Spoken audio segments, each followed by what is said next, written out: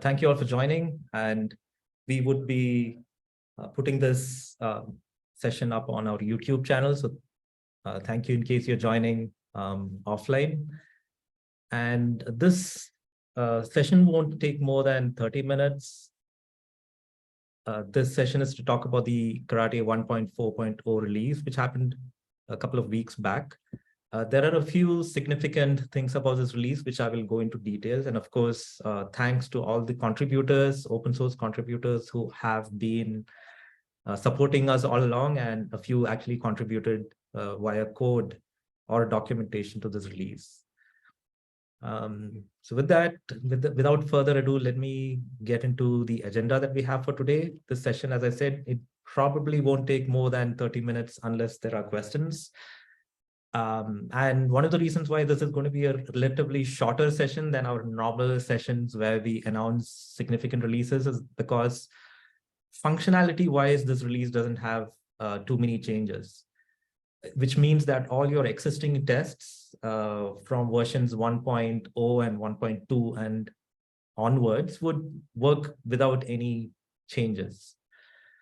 So here we are to talk about what's there in this release. But before I get into the nitty-gritty details of 1.4.0, I would like to just go a little bit, back in time, talk about, how karate has evolved over the years. For those of you who may be new to karate, I thought of giving you a sense of, all the evolution and all the change that actually happened in karate and how we got to where we are today, in a sense. If there is time, I wanted to highlight kind of my personal preference in terms of tips and tricks. I will specifically talk about some tricks that you can use, those of you who are extreme users or power users of karate, or even new to karate. I thought of giving you some hints on how to approach JSON manipulation. It may be something you already know, but I thought of sharing my particular thought process when it comes to certain kinds of JSON manipulation. So I will talk more about that later on in this presentation. I see a lot more folks have joined, so welcome again for all of you who have joined. We are here to just quickly deep dive into the Karate 1.4.0 release. What I will do is talk through the release notes. For those of you who are new to karate, I just thought of flashing this slide, but I know that most of you probably know this about karate, but in case you are new to karate, karate is a unique open source test automation platform that actually spans API testing, API mocks, API performance testing, and UI automation. So it's this one-stop shop for most of the things that you want in a test automation framework. And in terms of advantages, it does a few things really well. Assertions are built in. Karate tries to give you readable documentation because your tests should read like end user workflows. Data-driven testing and parameterized testing is something that karate is actually quite good at. I'm sure all of you know that karate is one of the few tools that actually does parallel automation really well and gives you a single aggregated report, something which not many tools do. And because of Java on interop, and I'm saying this also because some of you may be facing this need as technologies and architectures evolve. There's a lot of talk about event-driven architectures nowadays, things like Kafka, message queues, gRPC. The good news is that, in case you didn't know, karate can actually handle these use cases really easily. All you need to do is write a little bit of glue Java code. So I'm just mentioning this in case this helps. And for those of you who may be new to karate and watching this session.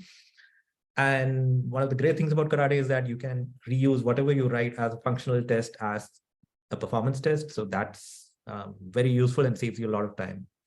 And of course, karate is great for non-programmers. And what this means is that for those of you who are hardcore developers in the audience, right, this means that once you set up your test suite infrastructure, as let's say you've got your starter karate tests running in your CI/CD pipeline, we've seen this happen in many teams where the domain experts, the folks who maybe do mostly manual testing, are able to actually contribute to karate tests and pick up automation really fast. So that's one of the nice things about karate. For developers, it means that the the QA team, right? The folks who actually know the business and are most of the time worried about the customer and stepping into their shoes and understanding the domain, they will actually be able to take on the load of testing the system from an end user point of view while you concentrate on all the things that developers need to do nowadays, which is a lot, right? DevOps, training, hiring people, and starting from architecture, design, and all that. So with that intro out of the way, I thought of spending a couple of minutes on the journey so far, right?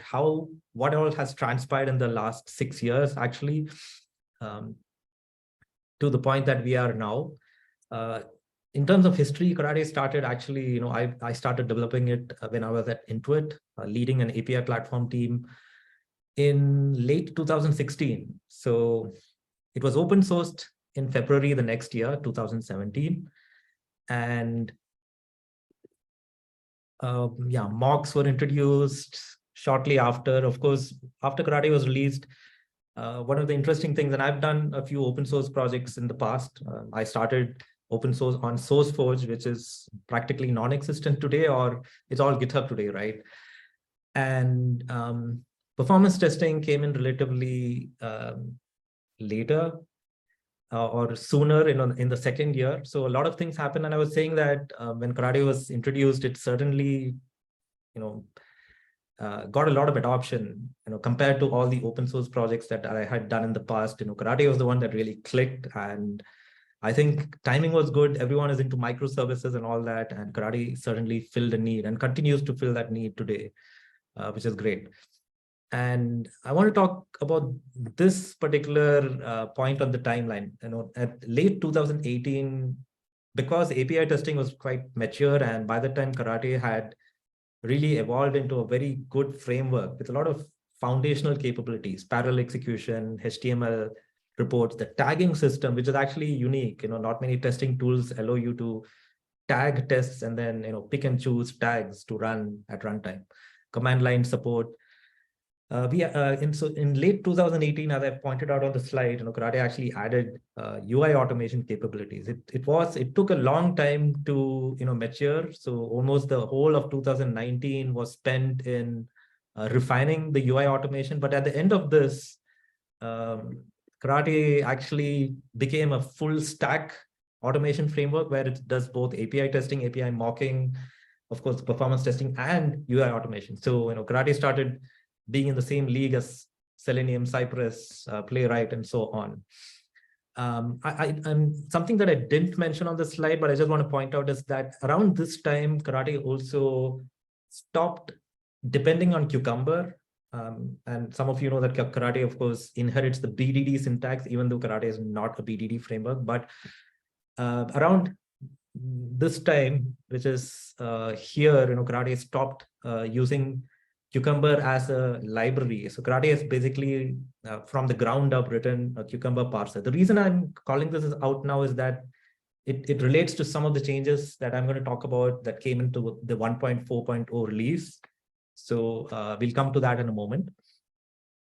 In case you did not know, karate actually does Windows desktop automation. We don't talk about it much. There's a very small niche of users using it very happily. But in case you have questions on that, how to find us. Karate 1.0 was a very tricky, very stressful release, to be very honest with you all, because we had to rewrite the JavaScript engine. Some of you who are old-time users of karate would be well aware of that, because we went through a little bit of a change management.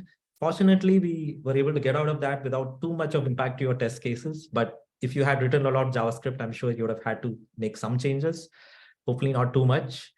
And Karate Labs, I quit my day job, joined up with my good buddy couple to co-found Karate Labs around this time, November 2021. And the good news is that we've been able to sustain the development on Karate as well as bring in the plugins, which is also very important for us to call out that we recommend the plugins because they're going to give you a much better developer experience. And given the Cucumber changes that we made in 1.4.0, which I'll talk about, it's even more relevant that you consider using the official Karate plugins, because they are much more suited to work with Karate, because all the old Cucumber legacy stuff is completely removed in 1.4.0. Karate does visual testing. So yes, it's built in, and some of the advantages are that you don't need to call an external SaaS provider. None of your data leaks out into the cloud. So you save a lot in terms of network latency. You don't need to make all those calls.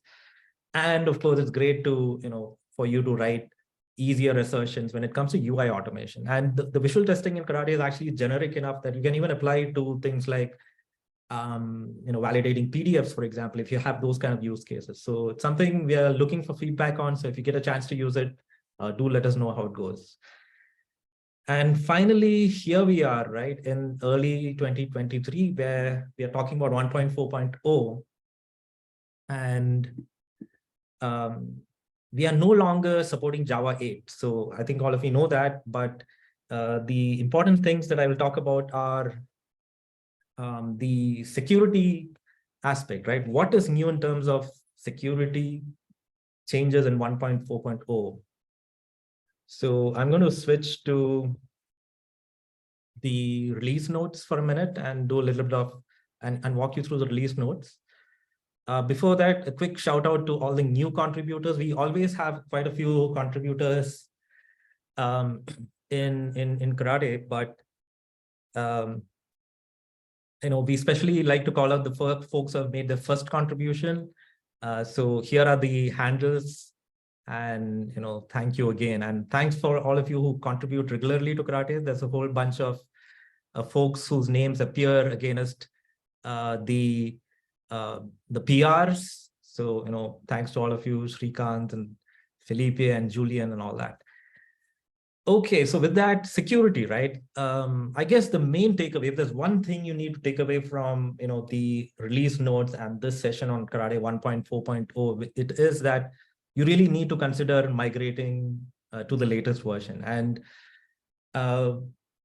this is especially important because of all the security related changes that we made in this version. Now, Graal, as you know, Graal is the JavaScript engine that Karate uses right now, has a known set of vulnerabilities in the version of Karate that was the one before this, 1.3.1 to be specific.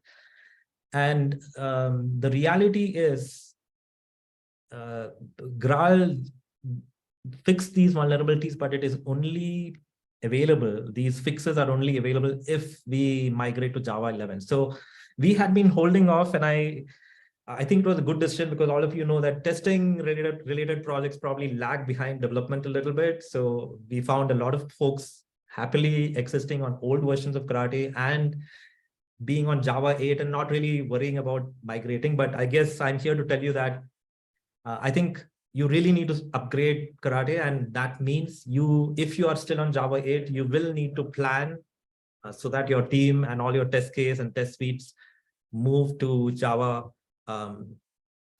11 at least, which is the version that now Karate is the minimum requirement for Karate. Okay. So yeah, and if you, of course, you know where to find the release notes, and you can certainly go to the GitHub page, find them, and go into details of all this. I'll not go into details, but one of the things I want to call out, and let me go to the slide. Based on some of the feedback we have received, what I'm calling out right now is the fact.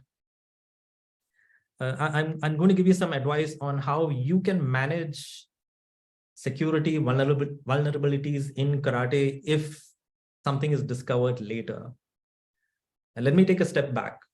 Two things. One, most teams won't really need to worry too much about security because Karate is, as all of you know, it's not really a component of your production. It's a tool that you use in development. So it's completely within your firewall.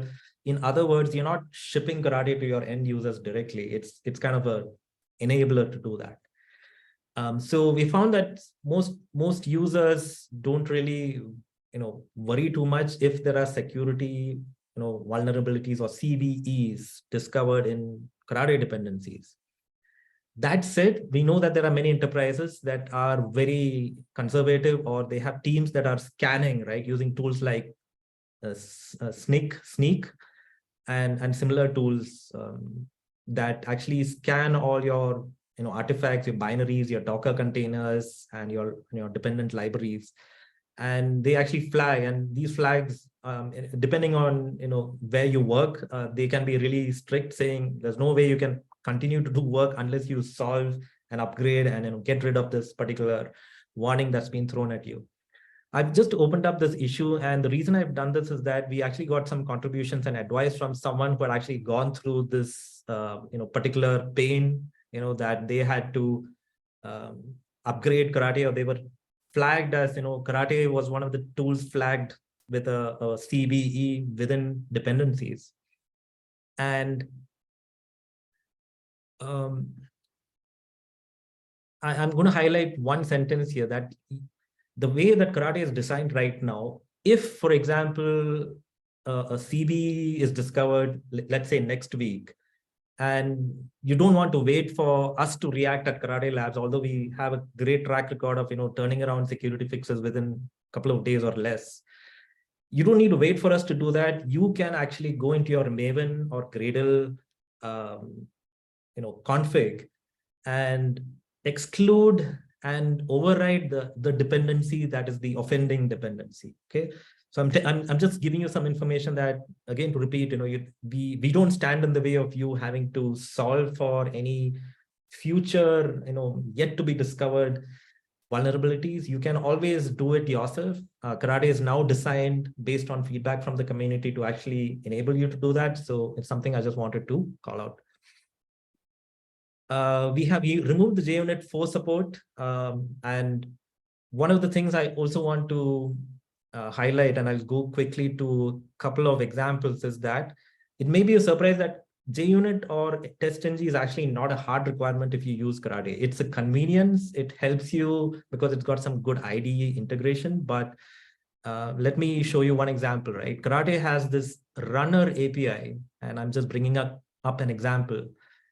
So this is the API that you should be aware of, that there is a runner on which you can actually execute parallel, and you get a very rich set of information related to the test that ran, success, passed, all the statistics as a results class.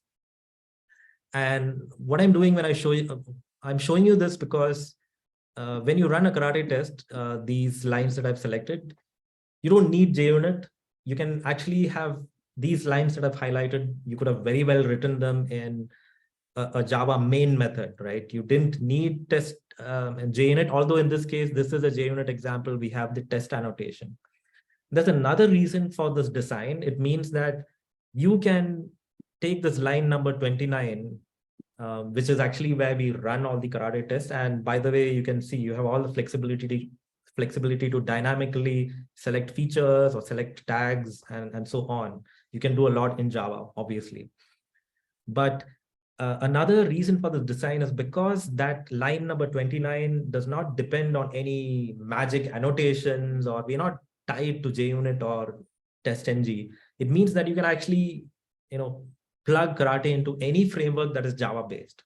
To give you an example, if you're using Spring or Spring Boot, and you know that Spring has this, elaborate set of annotations which are only for testing, we don't get in the way of that, right? In the past, we have found that when we were actually having some annotations for running karate tests locally in Java, teams had a tough time trying to, mix those annotations with how you would traditionally test Spring or Spring Boot. So that's no longer a problem. Just so you know, in case some of you are using Spring Boot, there's plenty of examples in our karate demo, which is all about how you use karate to test Spring Boot. Okay, and I'll just mention the mock servlet removal. I think hardly anyone used this, but karate used to have a particular mock servlet, which, for those of you who still remember the world of EJBs and heavyweight containers like WebLogic and WebSphere from IBM, this mock servlet gave teams an option to run API tests without starting the whole container.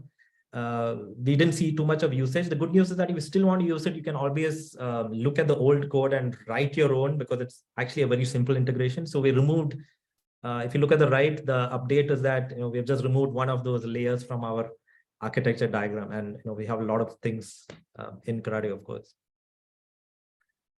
And finally, the old cucumber dependency, right? I will not go into this. We have actually only 5 more minutes, but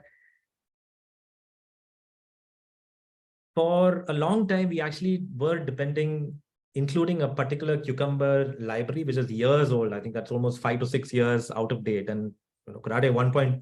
Cucumber 1.2, those of you who have been around know that that's a really old version. We did keep that version around just to make it easier for some IDE integrations such as IntelliJ and Eclipse to work. We have finally removed that because we had no other option. This was also part of the move to Java 11 and moving out of Java 8.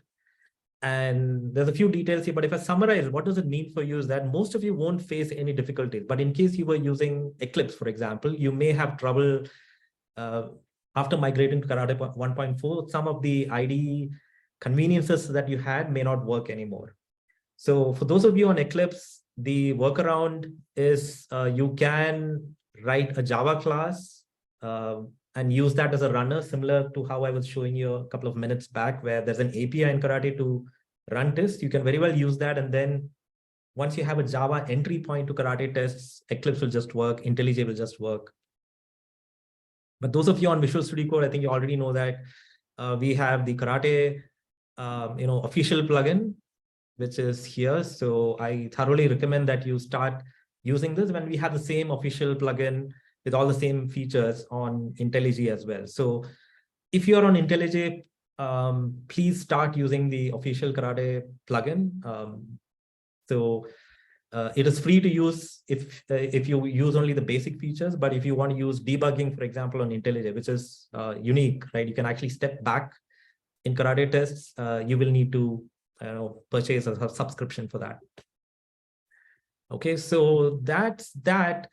And I'll just show you one example of what I mean by JavaScript tricks, right? Which I promised to talk about at the start of this session. And it's just a simple takeaway. In the old versions of Karate, we used to recommend that you use API, certain APIs on the Karate built-in helper to do things like map and filter. And you had to write JavaScript functions the long way, where you had to type out function, all those characters. And what I just want to tell you that in the latest versions of Karate, the best practice is that you can now start using the shorter, more concise way of writing JavaScript functions, which are anonymous.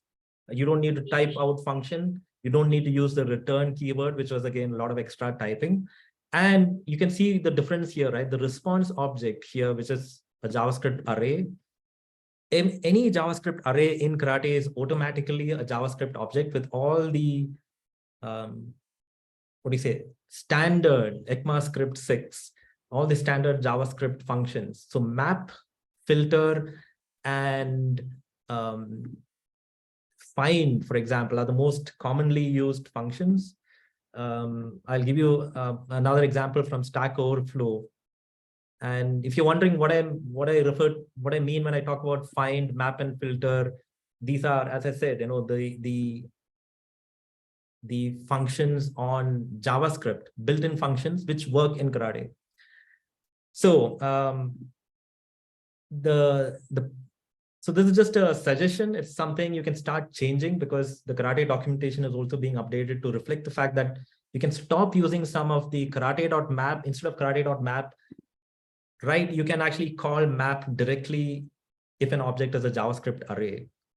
And I would go so far to say that I would recommend this approach instead of writing JSON path filter expressions, which are really hard to understand and write.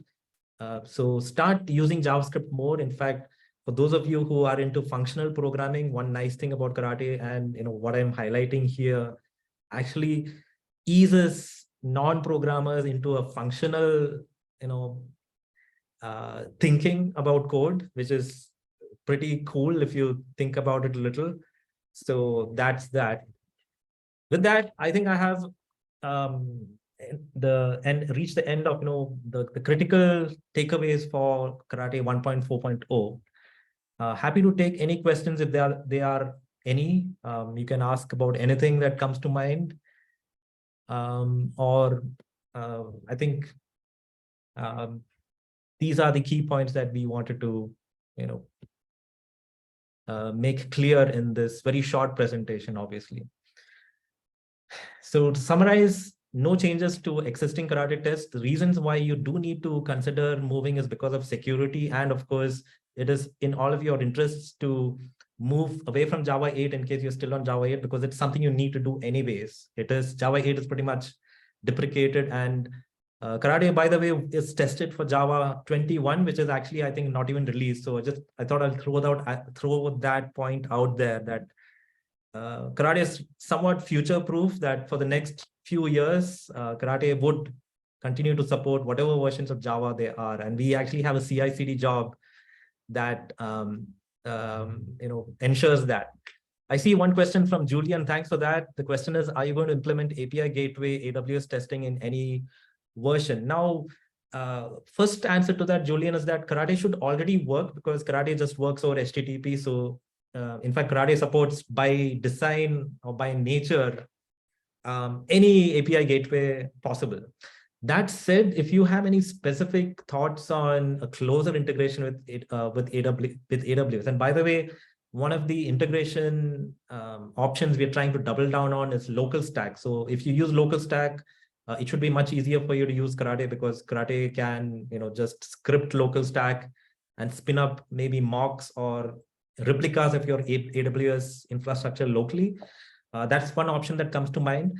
But my short answer to Julian is that karate should not matter as long as the gateway endpoint is available over HTTP or HTTPS, which normally is the case.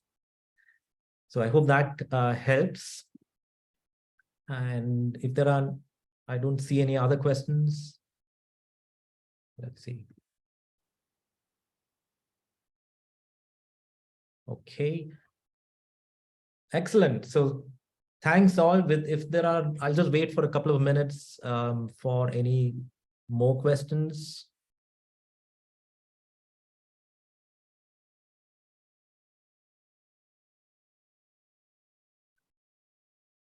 Okay.